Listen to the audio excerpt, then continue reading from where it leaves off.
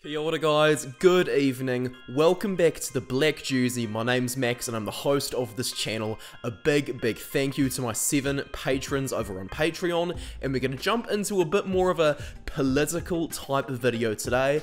It may be a little boring for people who are under 18, so if you are young, I'll kindly ask if you just give this video rather a miss, because I'm talking about the Silver Lake deal with the New Zealand Rugby Union, how this will impact New Zealand rugby as a whole, and of course the All Blacks. I'm going to discuss what I think this could do negatively and positively. So just to outline what's going to happen to you guys, I'm just going to read this article from Radio New Zealand. So it says in the headline, New Zealand Rugby's Silver Lake deal clears financial hurdle, and it explains that it's a $200 million deal with the Silver Lake private equity firm. And yeah, it's all been cleared by a general meeting this afternoon by the 26 provincial unions and the Māori Rugby Board.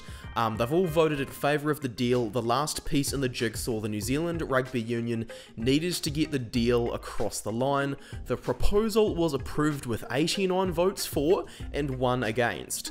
The vote was by secret ballot at the request of the two unions. The deal will see Silver Lake invest $200 million in a new commercial entity that will allow that will control all revenue generating assets of the New Zealand Rugby Union.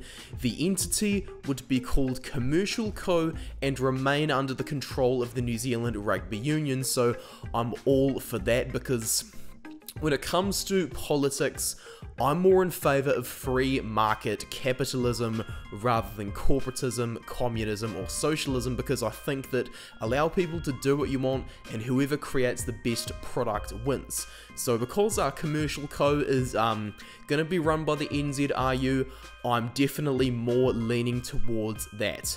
It also says an additional co-investment of up to $100 million will be offered to New Zealand-based institutional investors later in 2022. So $37 million has been put aside for a short-term investment in rugby, with the provincial unions such as Auckland, Counties Manukau, Hawke's Bay, Taranaki Rugby Union, all set to receive $20 million, whereas 14 will go to the NPC unions.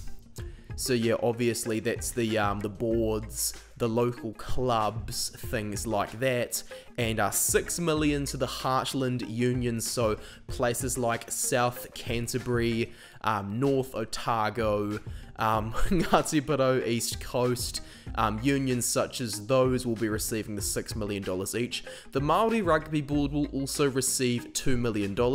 New Zealand chair, Stuart Mitchell, he's the chairman of New Zealand Rugby, he says it will signal a new era.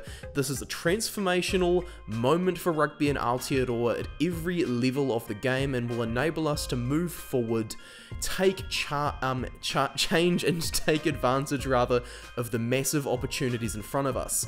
Our collective challenge is now to grasp this moment and ensure we invest in the right areas of the game, in particular at the grassroots, in teenage and women's rugby. Good to see the grassroots in there, very good. And in the technology which will allow us to engage with our fans around the world and ensure rugby is reimagined for the next generation. He also thanked Silver Lake for its patience and understanding. Chief Executive Mark Robinson, who is himself a former All Black, said the yes vote was a win for everyone involved in rugby. This is a major milestone for our game. The entire rugby community is united in support of the Silver Lake partnership, and all that we can now achieve together. The hard work starts now. This has been 2 years in the making, the article then goes on to mention, and the NZ Rugby Players Association Chief Executive said there has been a robust process, and now there was a potential that a successful partnership has been forged. Look, in regards to this deal, guys, as I've mentioned before, I'm far more in favour of free market capitalism rather than corporatism. And going into this deal when it was first announced 2 years ago, I was strongly disagreeing it because the tentacles of financial organizations such as the World Economic Forum, people like Bill Gates, George Soros, Jeff Bezos, and their private equity firms is pretty much everywhere across the world. Silver Lake itself has a share in the likes of Twitter, AMC, Dell, heaps and heaps of companies. I've got a huge list of them just up here for you guys to see. It was founded in 1999 in the United States and it's based in 3 different countries. So the investment firm does have quite a strong track record. I couldn't find any records of corruption from this equity firm, but because it's a private equity firm, I'm no economic expert, someone can correct me if I'm wrong, because it's private, you don't actually know who the investors putting their dollars into the firm are, so I'm quite concerned about who the investors could be. As you guys know, the New Zealand Rugby Union has occasionally dipped into politics, which I don't agree with. Obviously, I'm not going to share my own political beliefs because it's not relevant to the video, but I don't believe politics and sport mix because it can divide fans quite a lot, as people can get very tribal when it comes to politics, as there seems to be 2 very strong sides to political type arguments. But yeah, places like the Open Society Foundations, World Economic Forum, World Bank do have a bit too much control in my opinion, hence why I was concerned about Silver Lake getting involved with the New Zealand Rugby Union. What I like though is that the New Zealand Rugby Union has been really transparent, as I mentioned in this article, on where each piece of the deal is going to, and I'm very, very glad that women's rugby and grassroots rugby are getting attention, because the grassroots needs the hand. Like, some local reserve sides in this nation are having a hard time fielding a local reserves, and when I was 17, I was playing under 21s for my local club. In the last few years, up until recently, my local club wasn't actually getting an under 21 side, they were just fielding a 3rd string men's team, if you know what I mean, rather than under 21s, because there weren't enough under 21 players to actually make a team. So over here in Hawke's Bay, where it's just a medium-sized province, and that's happening, I can imagine things would be getting quite difficult for smaller places like in the West Coast, East Coast. There's only like 11 teams in the men's premiership competition in Waikato, I think, as well. I've just got the correction up on screen. So yeah, grassroots rugby isn't exactly doing the best in New Zealand. As I've explained in previous videos as well, yep, basketball is rapidly rising in New Zealand, and a lot of talented athletes are getting involved with basketball. Salesi Rayasi and Peter Sowakula themselves played basketball to a high level. So New Zealand Rugby Union, we desperately did need the cash. So I've got very polarized feelings on the Silver Lake deal, if you know what I mean, guys. As I've said, I believe in free market capitalism, and I don't like big corporate entities getting their tentacles over everything, but I also like the fact that areas that have really struggled for attention can get a bit more funding, because crowds not looking too flash even in Super Rugby nowadays. And in 2020 I went to watch the Bledisloe Cup in Sky Stadium in Wellington, and there were quite a few empty seats for a freaking Bledisloe Cup match in the capital city. Like, this kind of stuff really needed attention. And perhaps all this investment can make the New Zealand Rugby Union able to make match days more entertaining, get more decent things going. Perhaps it'll allow them to fund curtain raisers such as under 20s teams. I'd also like to see funding with women's rugby go into a bit more HIA research, as you know, women's rugby has only really started to become a popular thing in New Zealand in the last 10 years.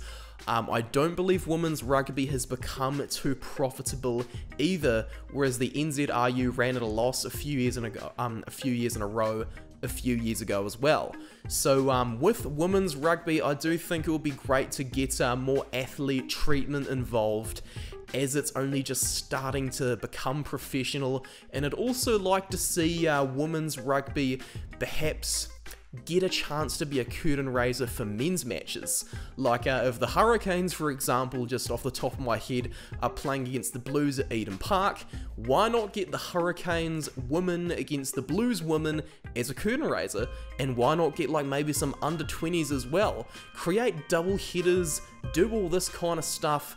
It will be super, super nice, and it would really allow the community to connect a bit more, if you know what I mean.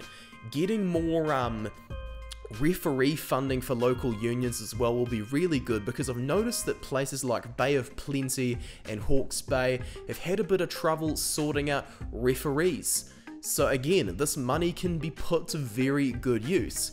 But on the other side of the coin, who are these investors? Do these investors have ulterior motives? Do these investors want to get political slogans running through sports? I do support many political movements that have been going on in the last few years, particularly in the area of tackling crime and tackling racism, just to name a few. But guys, politics and sports, really, please don't get involved in any of that stuff. We need to do everything that we've done for the goodness of the game, and the fact that these investments are, to my knowledge, shadowy figures just makes me have a very polarized opinion on the scenario. So I'm really hoping that whatever comes out of this Silver Lake deal can work in the best possible favor for New Zealand rugby, and I really hope it allows us to not only kind of grasp the grassroots and reignite it, but also perhaps even keep some of the fringe All Blacks around. The likes of Lachlan Boshier have been going overseas lately. Liam Coltman, the former All Black, has just called time on his Highlanders career and he's off to France to finish it all off. Why not have players stay in New Zealand for the entirety of their career? Why not have a couple older players to call up in worst case scenarios? Like Kurt Eklund, who's 30 right now. If Dane Coles and Cody Taylor are injured, well then you need an experienced player. Get Kurt Eklund. It's very rare for those fringe players at an older age to still be around. So yeah, I guess that finishes off my thoughts on the Silver Lake deal. I'm really in two minds, as I've said so many times, so make sure you can pop your comments down below to let me know what you think of this deal, and remember to hit the like button, hit the subscribe button, and hit that notification bell so you don't ever miss a new video. Make sure to also visit my website and Instagram for all my opinion journalism and all my other content. Thank you so much, guys, and it's your boy Max signing out. God bless.